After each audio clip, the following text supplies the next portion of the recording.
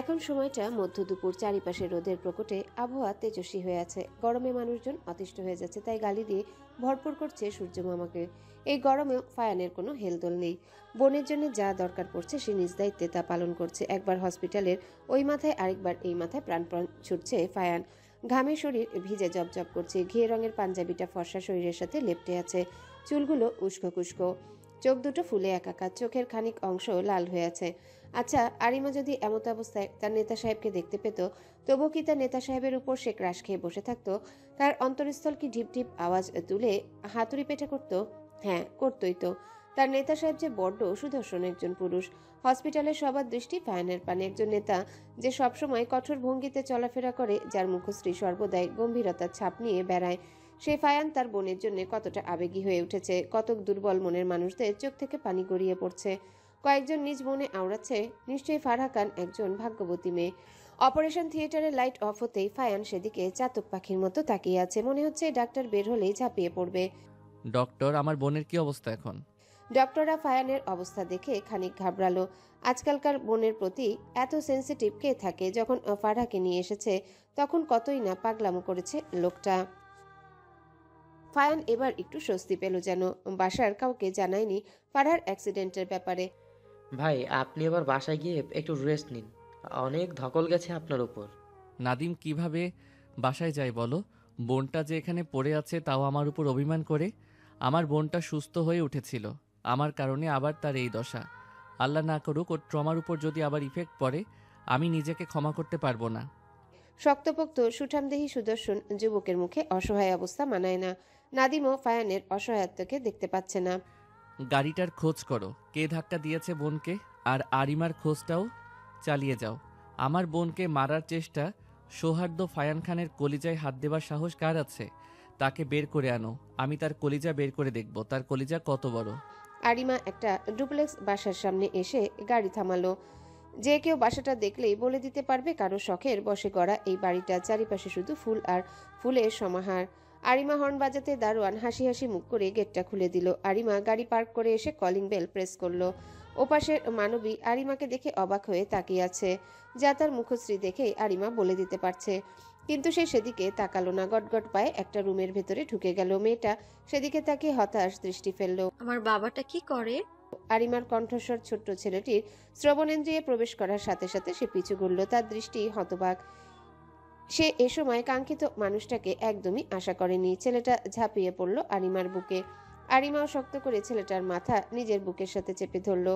এবার তার শান্তি লাগছে। মনে হচ্ছে তার সবকিছুই হালকা হয়ে গেছে, আর না আছে কোনো ক্লান্তি। মাম্মা, তুমি কখন এলে? আমাকে জানাওনি কেন? জানালে কি মাম্মাম সারপ্রাইজ দিতে পারতো? লবি মাম্মা, এবার আমি তোমাকে ছাড়ছি না। হয় আমাকে নিয়ে যাবে, না হলে আমার সাথে থাকবে তুমি। তুমি জানো না আরাম তোমাকে কত মিস করে। আরহাম ঠোঁট উল্টে আরিমার দিকে উত্তরের আশায় তাকিয়ে আছে। সে জানে তার মাম্মা তাকে এবারও নিষেধ করবে, কিন্তু তাকে অবাক করে দিয়ে তার মাম্মা রাজি হয়ে গেছে। ইয়ে মাম্মা, তুমি আমার বেস্ট মাম্মা। হয়েছে, তোমার মাম্মাকে ফ্রেশ হতে দাও, এখন জার্নি করে এসেছে তো। আরহাম আরিমাকে ছেড়ে দিল। তার ছোট ছোট গোল গোল চোখ দুটো চিকচিক করছে। ফারাকে কেবিনে শিফট করা হয়েছে। তার মাথায় কোনো চুল নেই। মাথায় আঘাত পাওয়ার কারণে চুল কেটে ফেলা হয়েছে। হালকা হালকা চুল আছে এখন। দরজা ঠেলে ভেতরে প্রবেশ করলো ফায়ান। ফারাকে এই অবস্থায় দেখে তার বুকটা ধুপ করে উঠল। সে বোনের দিকে এগিয়ে গিয়ে তার পাশে বসলো। বোনের এক হাত নিজের গালে ছুয়ালো ফায়ান। ফারহা পিটপিট করে চোখ খুলতে ভাইয়ের বিধ্বস্ত রূপটা তার চোখে ধরা পড়লো। সাথে সাথে চোখ ফেটে অশ্রুকণারা ভিড় জমালো। বোন, কাঁদছিস কেন? ভাইয়া প্রমিস করছে তোর আরুকে তোর কাছে ফিরিয়ে দিবে। ফারহা ঠোঁট ভেঙে কান্না করেই যাচ্ছে। ফায়ান তাকে থামানোর সর্বোচ্চ প্রয়াস চালাচ্ছে, নয়তো সমস্যা হবে। ভাইয়া পচা, জানি তো আমি, তাই বলে এভাবে কাঁদবি? আরিমাকে এনে দিব বলেছি না? একদিন সময় দে আমায়, আর যে তোকে মারার চেষ্টা করেছে তার চোখ উপড়ে নিব আমি। আমার বোনের দিকে যে তাকাবে তার অবস্থা হবে ভয়াবহ। ফারহা ঈষৎ কেঁপে উঠল। ভাইকে কিভাবে বলবে? সে আরিমাকে থামাতে গিয়ে তার এই অবস্থা। না, কিছুতেই বলা যাবে না, না হলে ভাই আরিমার উপর আরো ক্ষেপে যেতে পারে। শুনলাম ভায়ানের বোনের অ্যাক্সিডেন্ট হয়েছে। আহারে বেচারি, ছোট শরীরটা হসপিটালের বেডে ছটফট করছে। রায়হান শেখের কথায় রাজ অবাক হয়ে তার দিকে তাকালো। কয়েক ঘন্টা আগেই তো সে ফারহার সাথে দেখা করে এলো। প্রাণবন্ত হাসি হাসি মুখটা মনে পড়তেই রাজের বুক কেঁপে উঠল। এর পেছনে তার বাবার হাত থাকতে পারে না তো? হ্যালো, কেমন আছো? আলহামদুলিল্লাহ। তুই কেমন আছিস পেচ্ছি? কতদিন বলেছি পিচ্চি ডাকবা না, আমি এক বাচ্চার মা। ছেলেটা হাসলো। ভাই তুমি কি জানো আমি সব জেনে গেছি? আরিমার মুখে প্রাপ্তির হাসি। কি জানিস তুই? খানবাড়ির রহস্য। ছেলেটা কিছুক্ষণ চুপ মেরে রইল। সে ভাবেওনি আরিমা এত ধূর্ত। আমি তোকে জানাতাম সবটা। আরিমা হাসতে হাসতে বলল, বাদ দাও, দেশে কবে আসছো? শীঘ্রই। আচ্ছা, তবে একসাথে সবার দেখা হচ্ছে। বলেই খট করে কল কেটে দিল আরিমা। কেটে গেছে বেশ কয়েকদিন। ফারাকে বাসায় আনা হয়েছে। সোনালি যখন মেয়ের এই অবস্থা জেনেছে, তাকে আটকে রাখা দুঃসাধ্য হয়ে গিয়েছিল। ওনার কোমরে ব্যথা থাকার দরুন বেশিক্ষণ গাড়িতে বসে থাকতে পারবে না, তাই ফায়ান যত দ্রুত সম্ভব বোনকে বাসায় নিয়ে এসেছে। মোহনা অবশ্য গিয়ে দেখে এসেছিল। বন্ধুমহল যখন ফারার অ্যাক্সিডেন্টের খবর শুনে একদম হন্তদন্ত হয়ে ছুটে এসেছিল সবাই। বেলা সিমরান কেঁদে কেটে অস্থির। এক বান্ধবীর খোঁজ পাওয়া যাচ্ছে না, আবার আরেকজন মাথা ফাটিয়ে বসে আছে। তাদের কি কান্না না করলে চলে? এটা মোটেও ভালো কথা না।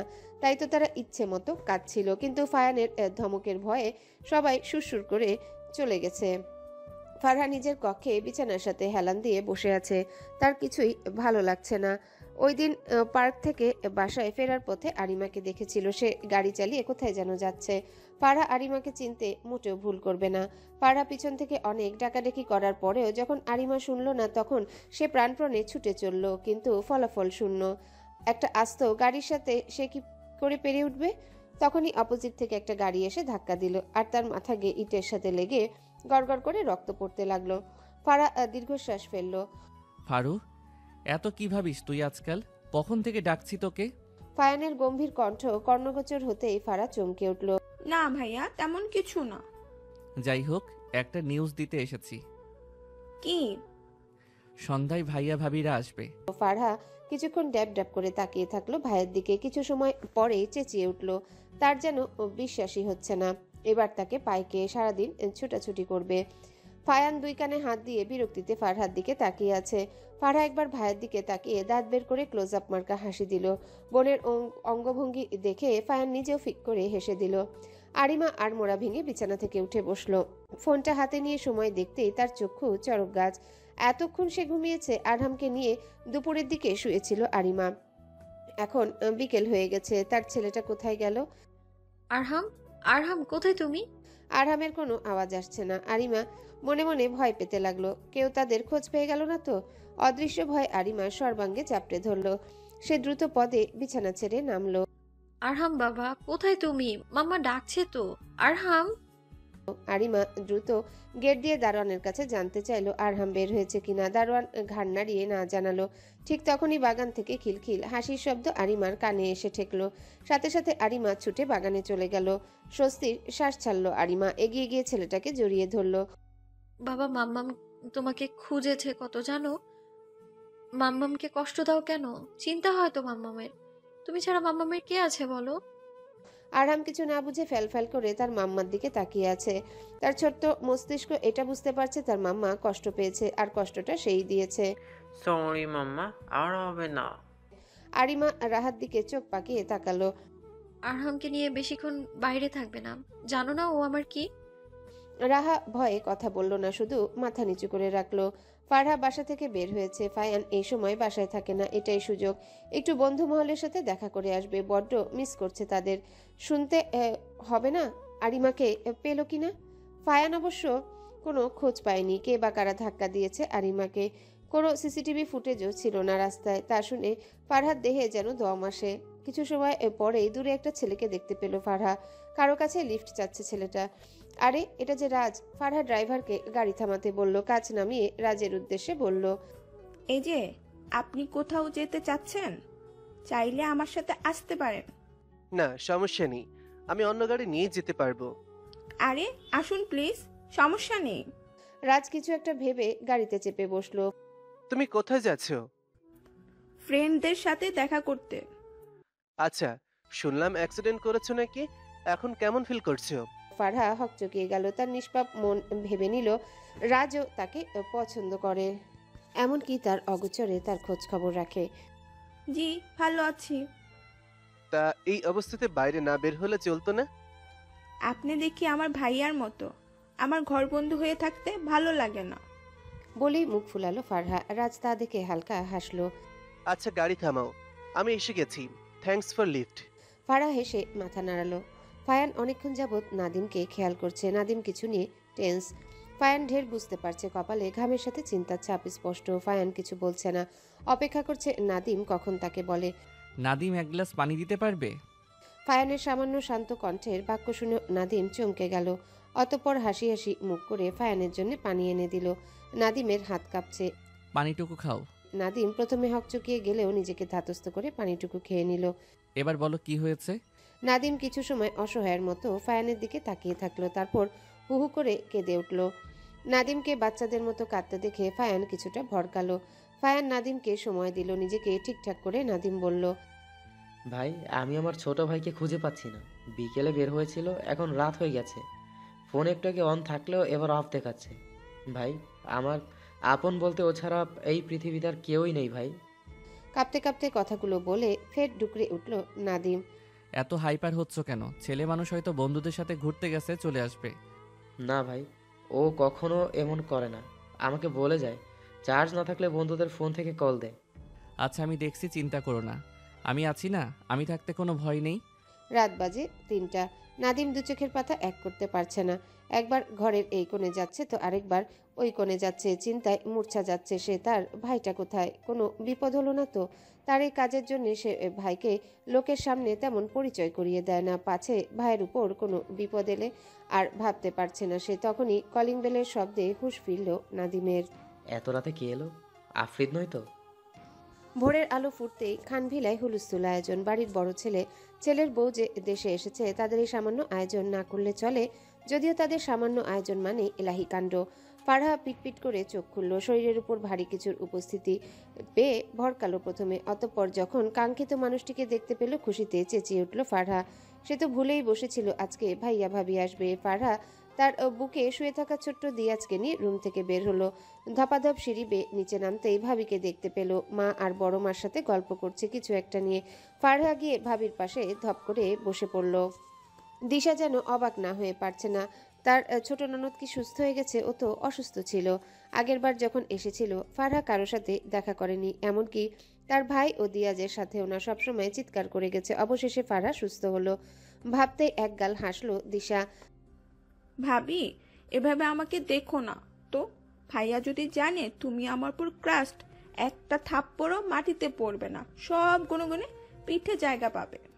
দিশা অবাক হওয়ার ভান ধরে 2 হাত গালে লাগিয়ে বলল, আসলেই ফারহা জিসান তোমাকে মারে? হ্যাঁ ভাবি, জানো তো তুমি। তোমাকে আজ সব বলবো। তোমার জামাই ওটা ভালো না, আগে কত শত প্রেম যে করেছে জানো না তো তুমি। দিশা চোখ দুটো বড় বড় করে নিল। এবার সে ফারহার কথা বিশ্বাস করে নিয়েছে, কারণ তাদের পারিবারিকভাবে বিয়ে হয়েছে, প্রেমের বিয়ে না। ঠিক তখনই কেউ পিছন থেকে এসে ফারহার কান মুড়িয়ে ধরল। ফারহা অস্ফুট স্বরে আর্তনাদ করে উঠল, আমি তোকে মারি পেঁচি কোথাকার। ফারহা কান ছাড়াতে ছাড়াতে বলল, মারোই তো, এখনো তো মারছো। দেখেছো ভাবি, ভাইয়া তোমাকে দেখে ভয় পায় না, আমাকে মারছে। আমি তার সুইট একটা বোন, কিসের আদর করবে। ফারহা গাল ফুলালো। জিসান এসে ফারহার গাল দুটো টেনে দিল। ফারহা দুম করে কিল বসিয়ে দিল জিসানের পিঠে। এটা নতুন কিছু নয়, তারা দুজন একদম ফ্রেন্ডলি। প্রথম প্রথম ফায়ান ধমক দিল, কাজ হয়নি, উল্টো কেঁদে কেটে বান ভাসাতো, তাই আর কিছু বলেনি ফায়ান। তোর জন্য গিফট এনেছি, যা চেক কর গিয়ে। ফারহা উৎফুল্ল হয়ে দিয়াজকে কোলে নিয়ে ছুটল। পেছন থেকে ভাইয়া ভাবিরা অনেক থামতে বলেছে, কিন্তু তার থামার নাম নেই। বোনটা সুস্থ হয়ে গেছে, যাক আলহামদুলিল্লাহ। কিন্তু কিভাবে পসিবল হলো? মোহনা ছেলের দিকে তাকিয়ে বলল, আরিমার জন্যই তো সব সম্ভব হলো বাবা। এই আরিমাটাকে? মাথা নিচু করে ড্রয়িং রুমে ভাইয়ের সামনে বসে আছে আফরিদ। মাথা তুলে ভাইয়ের দিকে তাকাতে পারছে না। কাল রাতে সে ড্রিঙ্ক করে মাঝরাতে বাসায় ফিরেছে। তার জন্য নাদিমের হাতে কয়েকটা চড় থাপ্পড়ও খেতে হয়েছে বই কি। কি হয়েছে? এভাবে সঙ্গের মতো বসে আছিস কেন? ভাইয়া সরি। অস্ফুট স্বরে বুলি আওড়ালো আফরিদ। সরি, তোকে কতবার মানা করেছি এসব খাবি না। কল ধরিসনি, ফোন অফ রেখেছিস, কিছু বলেও যাসনি। বলে কি আমাকে মারতে চাস তুই? এত চিন্তায় না ফেলে মেরে ফেল না আমায়। আফরিদ এগিয়ে গিয়ে ভাইকে জড়িয়ে ধরল। তার বড্ড ভুল হয়ে গেছে, আসলে ভুল হয়েছে। কাল তার বেরোনো মোটেও উচিত হয়নি। দেখ ভাই, তুই ছাড়া আমার আর কেউ নেই এই দুনিয়ায়। প্লিজ এমন কিছু করবি না যাতে তোকে হারাতে হয় আমার জন্য হলেও নিজেকে ভালো রাখ তুই। ভাইয়া, আই এম সরি। আর হবে না, এবারের মতো মাফ করে দাও। নাদিমের কিরকম অদ্ভুত ঠেকলো আফরিদের কথা, কিন্তু সে পাত্তা দিল না। ভাইকে ফিরে পেয়েছে, এটাই অনেক। আরিমা সকাল সকাল ঘুম থেকে উঠে দেখে আরহাম তার দিকে হাসি হাসি মুখে তাকিয়ে আছে। কি নিষ্পাপ তার হাসি, কিন্তু এটা সুবিধা ঠেকছে না আরিমার। নিশ্চিত কোনো আকাম করেছে আরহাম। আরিমা একটু দূরে রাহাকে দেখতে পেল, সেও ঠোঁট টিপে হাসছে। এবার আরিমার কপালে ভাঁজ গাঢ় হলো। কি ব্যাপার, তোমরা হাসছো কেন? আরিমার কথায় এবার আরহাম উচ্চস্বরে খিলখিলিয়ে হেসে দিল, আর তার সাথে তাল মিলিয়ে রাহাও হাসছে। রাহা একটা আয়না এনে আরিমার হাতে দিল। আয়নার দিকে তাকিয়ে আরিমার চক্ষু চরক গাছ। কিছুক্ষণ ড্যাব ড্যাব করে নিজের প্রতিবিম্বের দিকে তাকিয়ে ফিক করে হেসে দিল আরিমা। তিনজন সমান তালে হাসছে। আরিমা অনেক কষ্টে হাসি চেপে রেখে আরহামকে উদ্দেশ্য করে বলল, আরহাম যাও ড্রয়িং রুমে, আমি ফ্রেশ হয়ে আসছি। এসব মার্কার দিয়ে কি করেছো মুখের?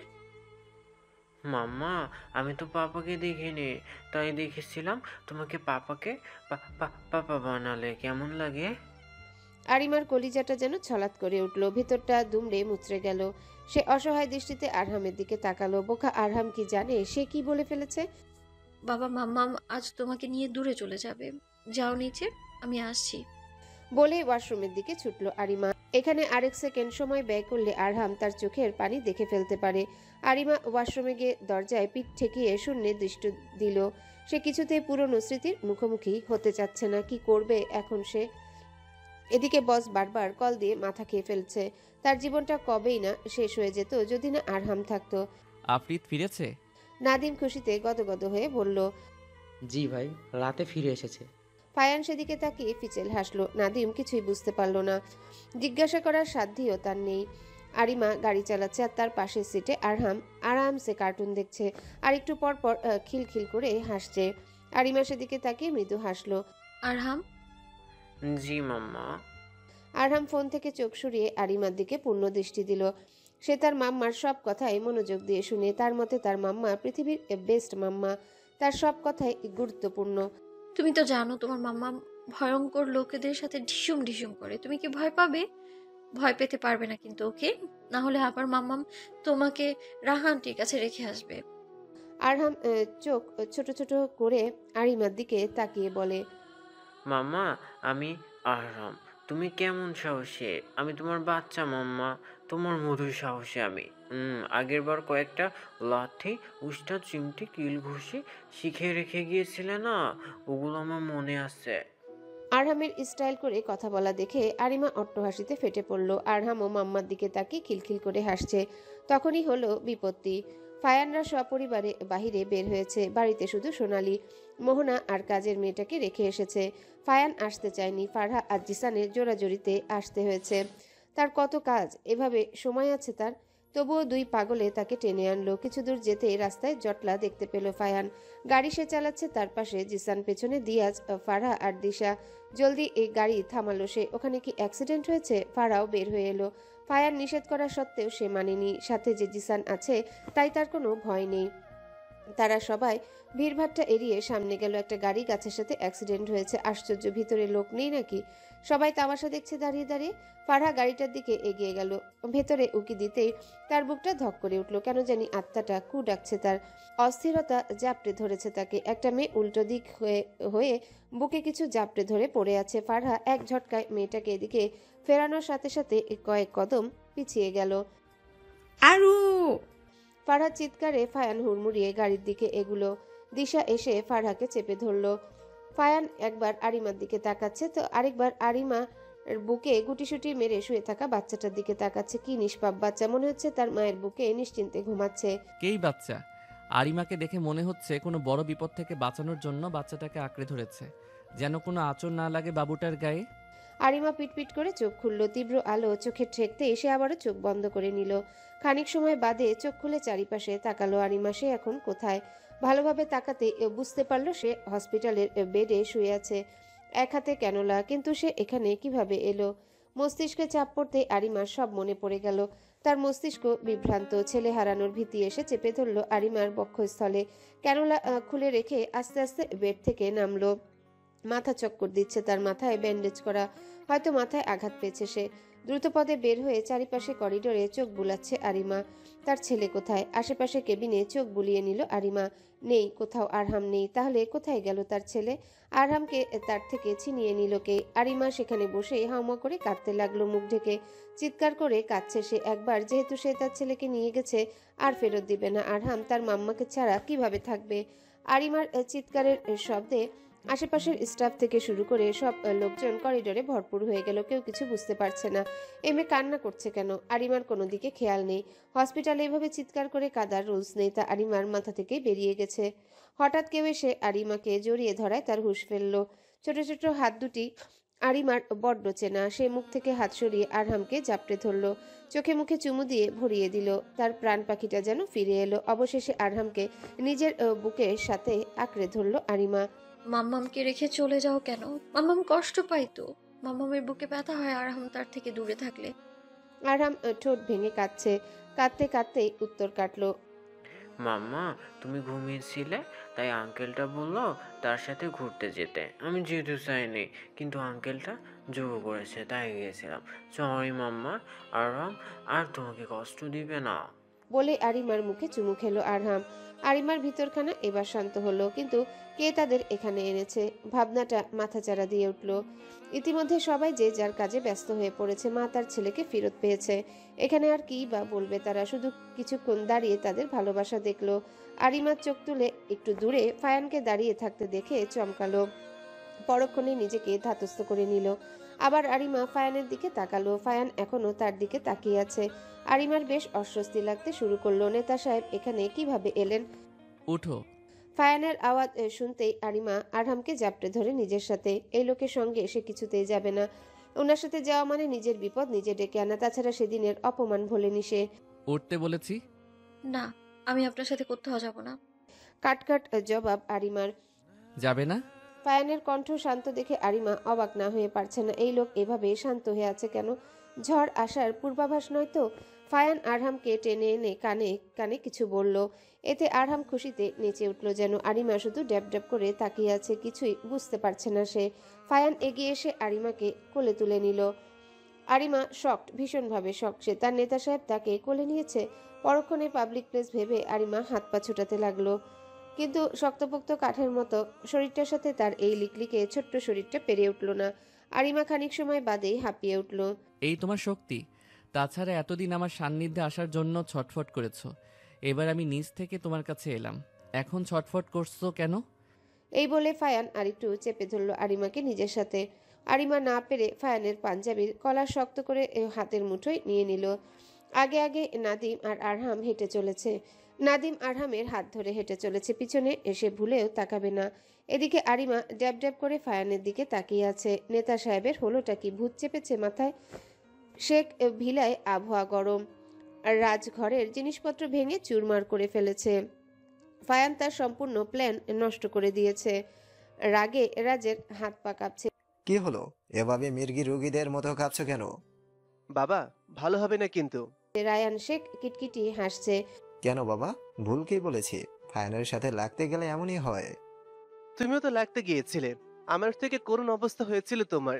গোটা একদিন এক রাত জেলে ছিলে, বাইরের হাওয়া খেতে পারোনি তুমি, আবার আমাকে বোঝাতে এসেছো? রায়হান শেখ কিছুটা দমে গেল ছেলের কথায়। শোনো বাবা, এইবার লুকোচুরি নয়, সামনাসামনি যুদ্ধে নামতে হবে, না হলে দেখি পাকে হাতছাড়া হয়ে যাবে। আরিমা বোকা বনে আছে, তার সামনে 6 ভেড়ার ছানা গাল ফুলিয়ে বসে আছে। কি আশ্চর্য! এবার তাদের রাগ ভাঙাতে হবে নাকি? চলে গিয়ে ভালোই করেছিলি, ফিরে এলি কেন?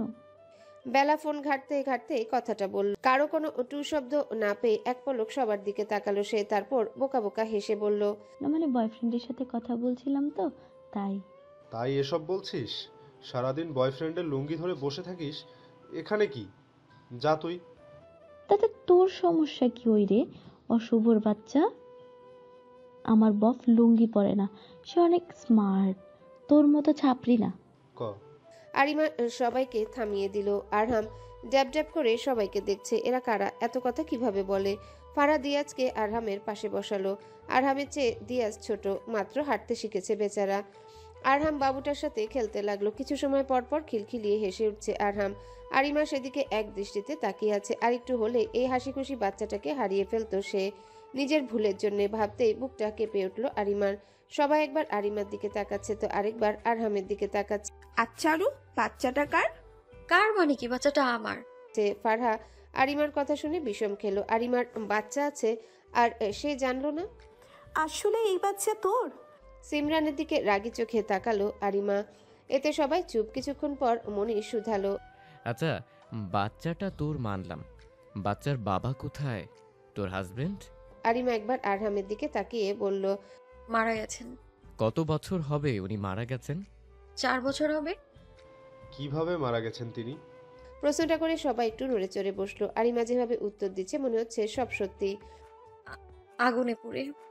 কথাটা বলতেই আরিমার চোখ থেকে কিছু পানি বেরিয়ে টপকে তার হাতের উপর স্থান পেল। ততক্ষণে ফায়ান রুমে চলে এসেছে। ফায়ান এসে আরিমার হাত ধরে টেনে নিয়ে গেল। সবাই বোকা বনে আছে। 6 ভেড়ার ছানারা। ফায়ান কোথায় নিয়ে গেল আরিমাকে? নাদিম, সব রেডি তো? নাদিম মাথা নাড়ালো। এদিকে মোহনা আর সোনালি থমথমে মুখশ্রী নিয়ে সোফায় বসে আছে। জিসান আর দিশা ফায়ানের দিকে হাবলার মতো তাকিয়ে আছে। ফায়ান আরিমাকে সোফায় বসিয়ে দিল। তারপর আরিমার দিকে একটা পেপার এগিয়ে দিয়ে বলল, সাইন করো। আরিমা ভ্রু কুঁচকে বসে আছে। একবার ফায়ানের দিকে তাকাচ্ছেও না। ফায়ান তা দেখে শান্ত কণ্ঠে আরিমার কানের কাছে গিয়ে ফিসফিস করে কিছু বলল। কিয়ৎক্ষণ বাদেই আরিমার চোখ খুশিতে চিকচিক করে উঠল। এত বড় সুযোগ সে কিছুতেই হাতছাড়া করতে পারবে না। এত বোকা আরিমা না। ফায়ানের হাত থেকে পেপারটা নিয়ে একবার চোখ বুলালো আরিমা। রেজিস্ট্রি পেপার এটা। আরিমা ঠোঁটের কোণে রহস্যময় হাসি ঝুলিয়ে সাইন করে দিল। আরিমার কাণ্ডে ফায়ান প্রথমে ভরকালেও নিজেকে ধাতস্থ করে নিল ফায়ান। আরিমার কানে কানে মধুর বাক্য গুজে দেয়নি সে, যার কারণে আরিমা হাসবে। মেয়েটার মনে কি চলছে কে জানে? তাছাড়া ফায়ানের মনে কি চলছে তার খবর কি ফায়ান জানে? সবাই পরপর নিচে এসে এহেন কাণ্ড দেখেই হতবাক। ফায়ান সবাইকে আরো চমকে দিয়ে বলল, আরিমা আর তার বিয়ে ধুমধাম করে হবে। আগামী শুক্রবার আমাদের বিয়ে আবারও হবে। কোনো প্রেস মিডিয়া কেউ যেন বাদ না যায়। আরিমা পুতুলের মতো বসে আছে, এতে তার কোনো হেলদোল নেই। আর হ্যাঁ, বাচ্চাটার দায়িত্ব আমি নিতে রাজি। বলেই হনহন করে বেরিয়ে গেল বাসা থেকে ফায়ান। সবাই ভাবছে ফায়ানের হলোটা কি, তার মনে কি চলছে। যা চলছে তা কি আদৌ ভালো কিছু? এত কিছুর মাঝে কেউ খেয়ালই করেনি আফরিদকে, যে মাথা নিচু করে মুখ কালো করে দাঁড়িয়ে আছে, চোখের কোণে বিন্দু বিন্দু পানির ছাপ। আরিমা আরহামকে নিয়ে বাগানে বসে আছে, দৃষ্টি তার শূন্যে, এদিক সেদিক খেয়াল নেই তার। এই তো কাল তার আর ফারহানের বিয়ে। আরিমার এতে কোনো প্রকার বাধা নেই। বাধা কিভাবে থাকবে? সে তো এটাই চায়, যা হচ্ছে হোক। সে আরহামের ভবিষ্যৎ চায়। তার জীবন তো রসাতলে চলে গেছে কবে। তার ছেলের ভবিষ্যতের জন্য আরিমা যা ইচ্ছে তাই করতে পারবে। কি গো মেয়ে, এখানে ছেলেকে নিয়ে বসে কি করছো? একা একা ভালো লাগে বুঝি? আরিমা একবার দিশার দিকে তাকালো, তারপর মুচকি হেসে উত্তর কাটলো, না ভাবি, আসলে ভেতরে তো প্রচুর লোকজন, তাই সেখানে ভালো লাগছিল না। এটা কোনো কথা? তুমি না বললে কেউ তোমার পাশ ঘেঁষবে না আরু, কারণ তুমি সৌহার্দ্য ফায়ান খানের বউ। তোমাকে বিরক্ত করার সাহস কার আছে? আরিমা হেসে দিল। সাথে সাথে দিশাও তার সাথে হাসতে লাগলো। মেয়েটা প্রচুর মজা করে। ভিতরে কাজ চলছে তাই আরিমা খোলামেলা জায়গায় এসে বসেছিল।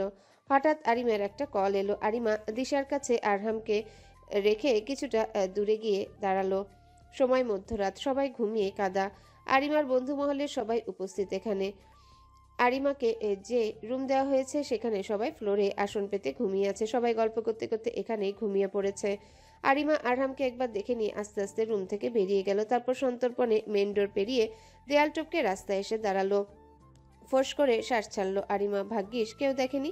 হাতে থাকা ব্যাগ নিয়ে একটা ঝোপের আড়ালে চলে গেল আরিমা। কিছু সময় বাদে সেখান থেকে বেরিয়ে এলো সম্পূর্ণ ভিন্ন রূপে। কালো স্যুট প্যান্ট পরা, তার উপর হুডি চাপানো, বোঝাই যাচ্ছে না ছেলে নামে। Perfect look. সব রেডি? Yes ma'am.